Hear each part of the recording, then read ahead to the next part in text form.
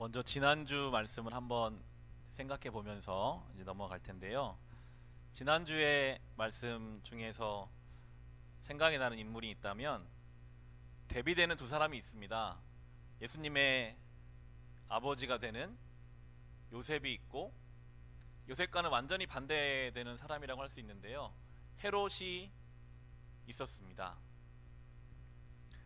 요셉은 마태복음에서 중요하게 나오는 것 중에 하나가 하나님의 의가 나옵니다. 하나님의 의가 마태복음에서는 순종이거든요. 하나님 말씀하시는 것에 순종함으로 하나님의 의를 이루는데, 이 요셉이 순종으로 가는 길이 쉽지가 않았습니다. 우리가 마리아와 결혼하는 그 과정들을 함께 살펴보면서 두려움이 순종으로 가지 못하도록 요셉을 가로막았지만, 결국 요셉은 주님께 순종함으로 이 하나님의 의를 이루는 사람이었다. 우리가 이 땅에서 하나님의 의를 이루기 위해 살아갈 때요, 두려움이 늘 우리를 막을 것입니다. 너무 평안하고 아무 문제가 없이, 어떤 두려움도 없이 우리가 살고 있다면 어쩌면 우리가 하나님께서 순종하고자 하는 그 길을 외면하고 살고 있을지도 모르겠습니다. 늘 우리의 삶에 있는 이 하나님의 의를 이루기 위한 두려움을 넘어서서 우리 요셉과 같은 그 길을 가야 하겠습니다. 헤롯은 완전히 반대되는 사람입니다. 왕인데요, 헤롯이 어떻게 왕이 되었을까를 생각할 수 있는 내용이 나오죠. 동방박사가 찾아와서 이제 유대의 왕이 났다고 하는데 누구십니까? 헤롯이 당황했습니다. 내가 어떻게 왕이 됐는데 이 왕위를 내가 붙잡고 내 자녀에게 왕이 되도록 물려줘야 하는데 다른 사람이 왕이 된다고 하니까 당황하고 싫어서 헤롯이 두 가지 반응이 나오죠. 처음에는 거짓말을 합니다. 그 아이를 만나면 나에게도 알려주라. 나도 가서 경배하고 싶다. 전혀 그럴 마음이 없었는데 그렇게 이야기하고, 두 번째는 살인을 행합니다. 동방박사가 찾아오지 않자 그 지역에 있는 모든 남자아이, 어린아이들을 죽이라 라는 명령을 내리게 됩니다. 어떻게 헤롯이 왕이 됐고 자기의 것을 지키려고 하는지를 지금 성경은 이야기해 주면서요, 이 헤롯은 대표적인 인간의 욕심을 잘 보여줍니다. 자기가 쌓은 것을요 붙잡기 위해서 무슨 짓이든지 합니다. 그런데 아무리 해도요 끊임없이 불안하고 끊임없이 염려가 됩니다. 평안함과 안정감이 없어요. 때로 우리가 믿음 없이 헤롯과 같이 살고 있지는 않은지를 돌아보게 됩니다. 내가 가진 거 이거 어떻게든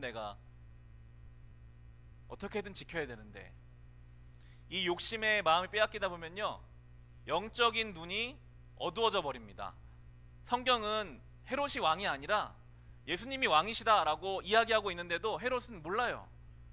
내가 왕이고 내가 내 힘으로 감당해야 되고, 이미 하나님 역사가 이루어져 가고 있는데 전혀 알지 못하는 헤롯의 모습을 보면서 우리도 우리의 삶과 욕심에 눈이 어두워져 버리면 하나님의 역사에 대해서는 전혀 알 수 없는 존재가 될 수 있다라고 우리에게 이 두 인물을 통해서 생각해 볼 수가 있었고요.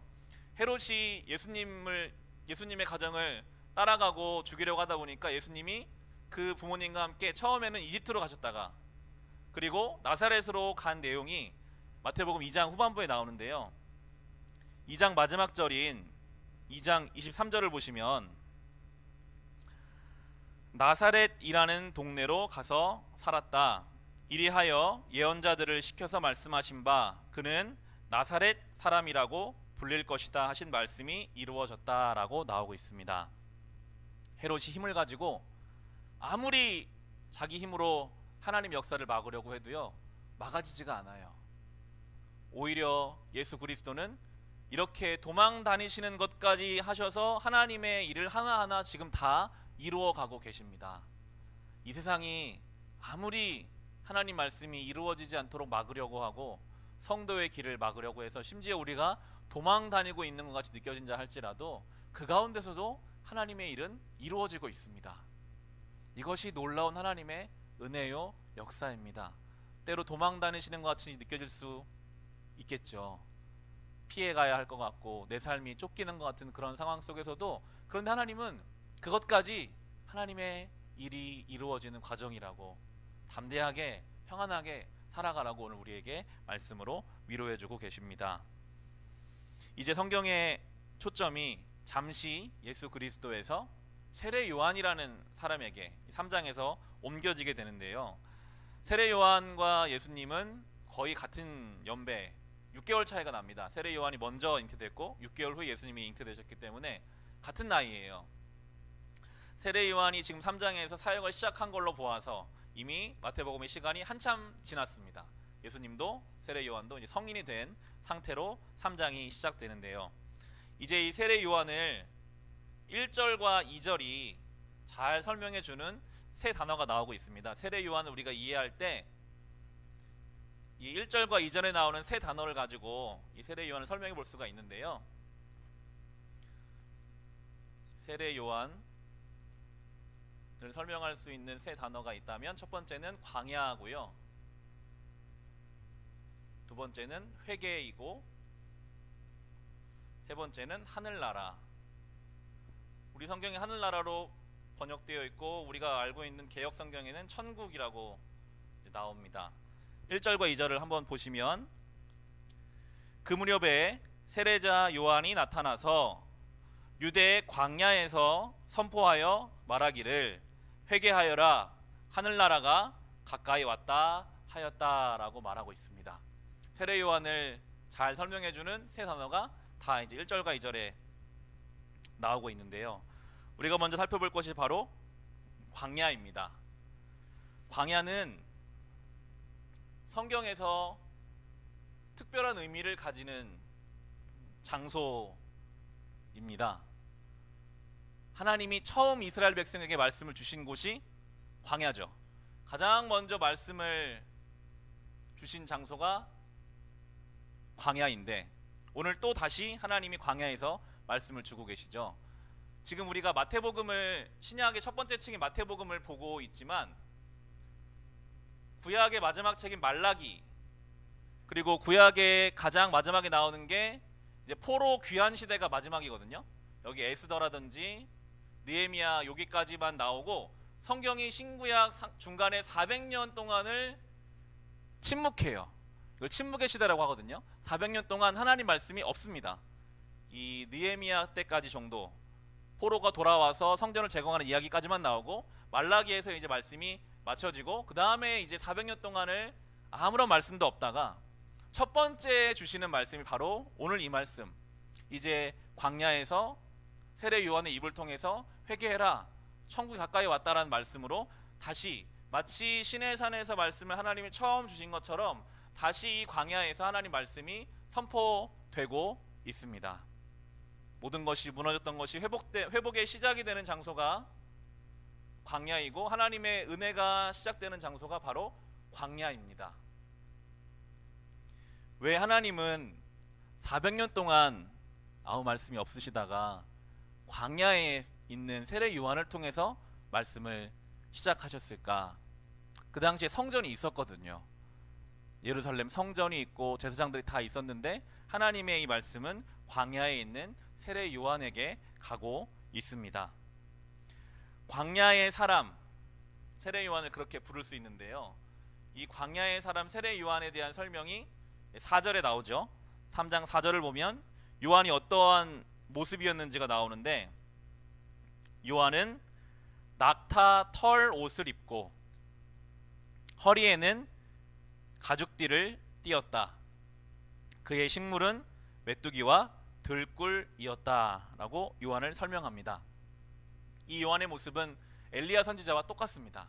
구약에 나오는 엘리야와 같은 모습을 가지고 있는 요한인데요.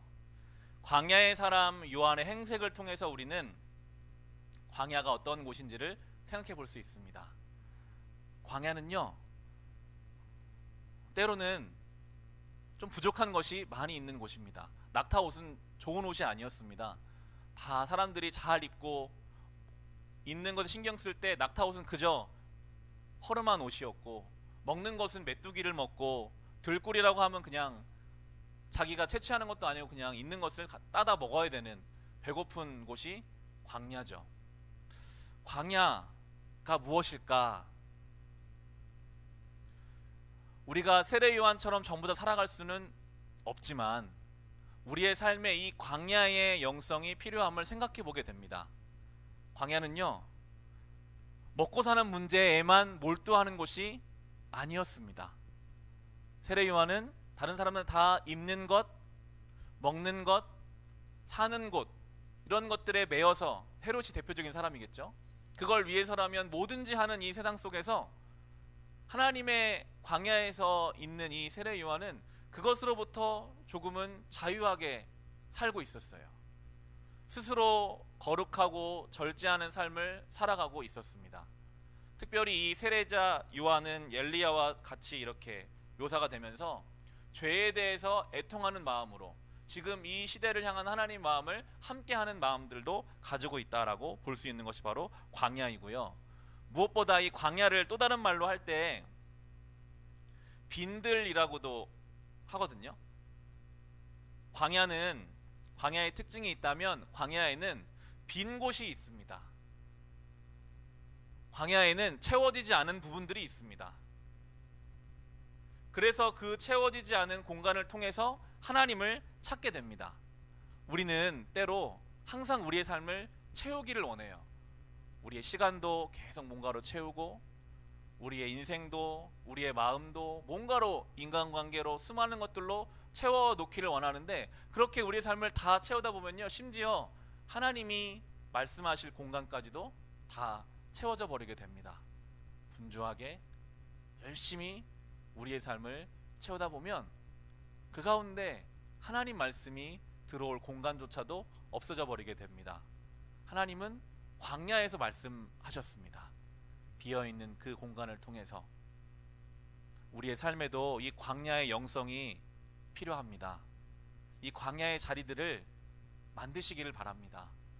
나의 마음에, 나의 시간에, 우리의 삶에 비어있는 그 시간들을 통하여 하나님 말씀이 우리의 빈 부분들을 채워주시기를.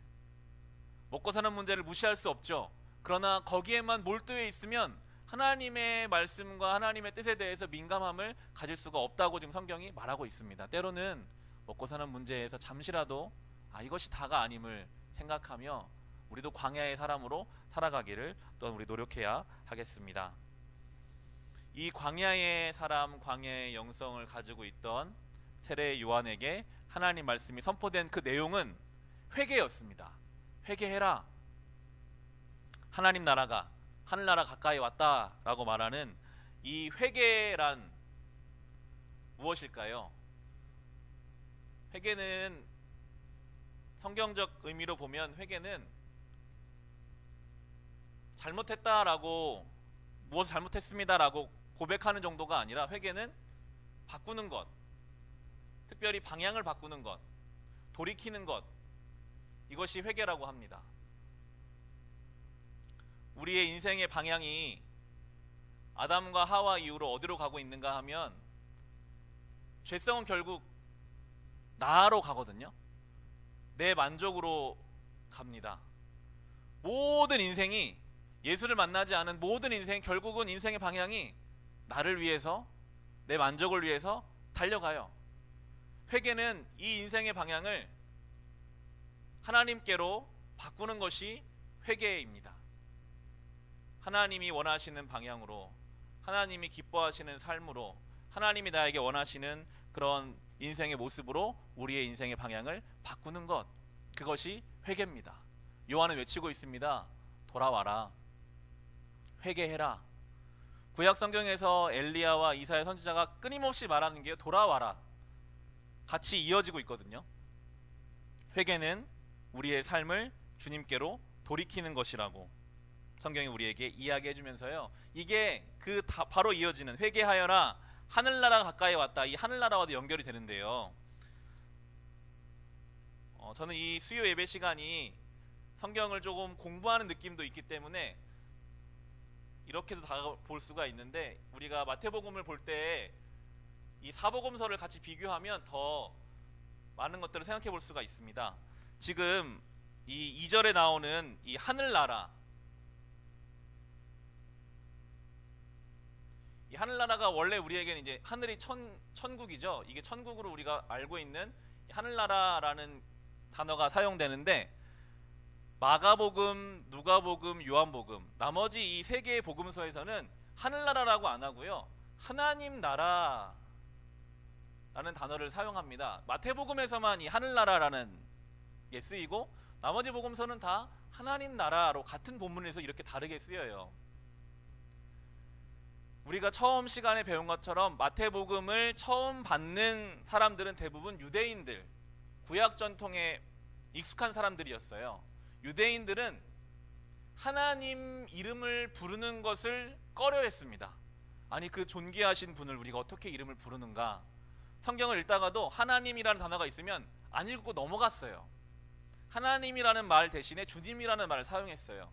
그래서 그 마태복음을 받는 성도들에게 있어서 이 하나님이라는 단어 자체가 무거웠기 때문에 마태는 복음서를 쓰면서 하나님 나라라는 것을 하늘나라라고 바꾸고 있지만, 다른 복음서들을 봤을 때는 이제 우리가 이걸 이해할 때 천국을 이제 하나님 나라로 이해할 수가 있는데, 그러다 보니까 이 천국이라는 단어가 우리 한국 교회에 전해지면서는 이게 좀 장소적인 개념으로 다가오기 시작했습니다.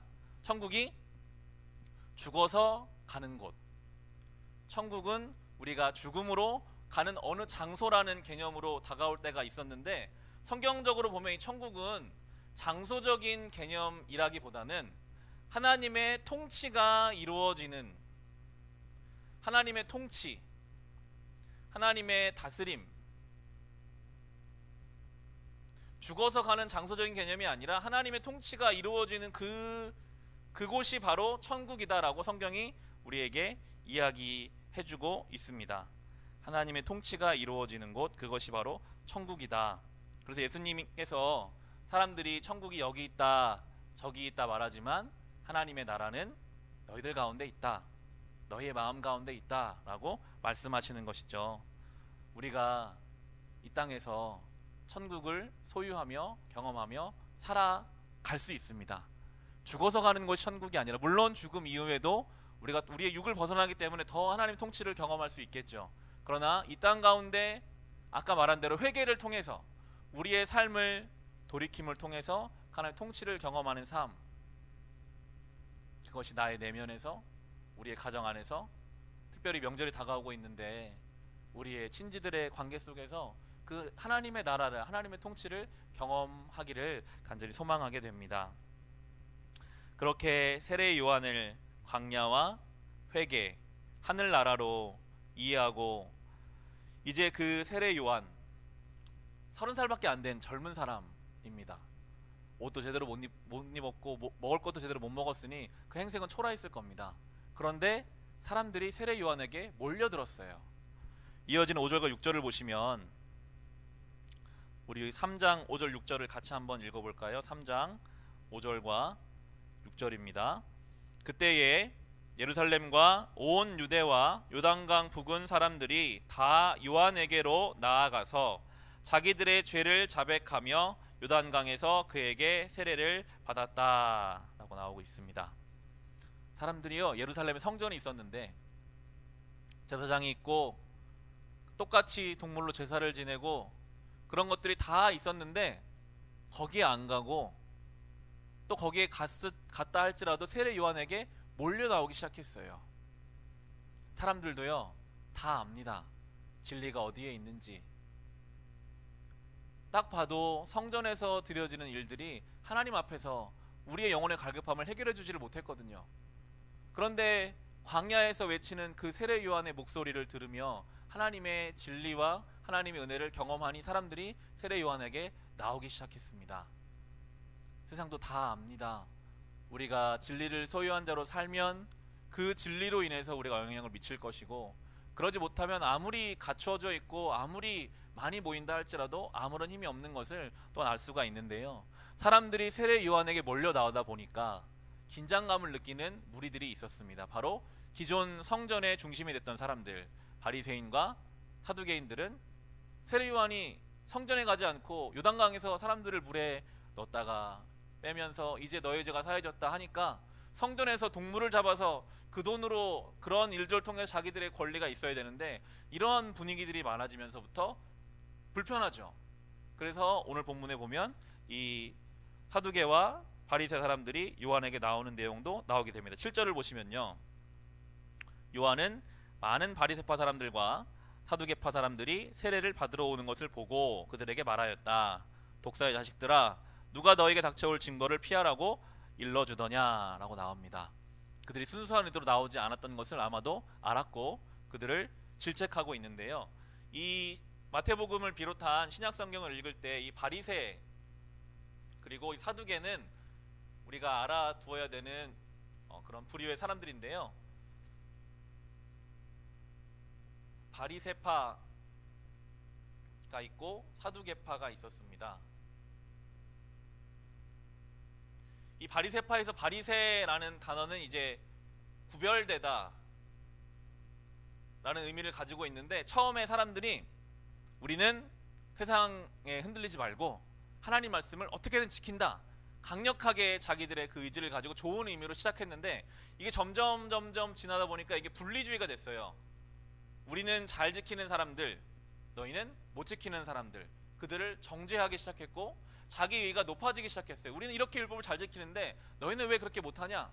나중에 예수님을 지적하죠. 왜 안식일을 안 지키냐? 바리 사람들이 그렇게 이야기하는 것은 우리는 그렇고 너희는 그렇지 못하다, 이런 분위기들이 나오기 시작했습니다. 바리새의 모습이고요. 사두개파 사람들은 정치, 경제, 종교적인 지도자들이었습니다. 상층부에 있었던 사람들, 사독이라고 하는 대제사장의 후손이라고 할 수 있는데 이들이 지금 현재가 좋은 사람들이었어요. 자기의 힘을 가지고 있으니까요. 변화를 싫어하고 이들은 그래서 내세도 믿지 않았습니다. 죽음 이후의 삶도 믿지 않는 사람들. 그런데 예수님이 나타나시고 세례 요한 같은 사람 자꾸 변화를 일으키려고 하니까 그들을 경계하게 됐죠. 사실 이 두 파는 서로 사이가 좋지 않았지만 예수님이 나타나시면서 예수님을 따라가는 사람이 많아지면서부터 이 둘이 오히려 한편이 돼서 나중에 예수님을 십자가에 못 박는데 그 일을 감당하는 존재가 되는 것이 바로 이 바리새와 사두개 사람들입니다. 요한이 말하죠. 이 독사의 자식들아, 뱀은 창세기에 나오는 것처럼 사단의 상징으로 사용됩니다. 그들이 아무리 경건한 모양을 가지고 있어도 그 마음을 하나님이 아시기 때문에 독사의 자식이라고 이야기하면서 8절을 보시면 회개에 알맞은 열매를 맺어라 라고 말씀하고 있습니다. 회개에 알맞은 열매, 우리가 앞서 나눴던 하나님의 통치가 뭘까, 회개에 알맞은 열매가 뭘까, 마태복음에는 자세하게 나오지 않지만요, 우리가 누가복음 3장을 한번 보겠습니다. 병행 구절인데요, 똑같은 본문에 좀 더 설명이 되어 있는 것이 이 누가복음 3장에 나옵니다. 회개에 합당한 열매가 무엇인가? 누가복음 3장 10절부터 한번 보시겠습니다. 누가복음 3장 10절부터 14절까지 사람들이 요한에게 물어요. 그럼 회개에 합당한 열매가 뭡니까? 우리가 뭘 해야 합니까? 할 때 요한이 이렇게 대답을 해줍니다. 누가복음 3장 10절부터 보시면 무리가 요한에게 물었다. 그러면 우리는 무엇을 해야 합니까? 요한이 그들에게 대답하였다.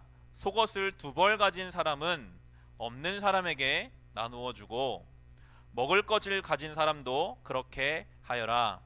세리들도 세례를 받으러 와서 그에게 물었다. 선생님, 우리는 무엇을 해야 하겠습니까?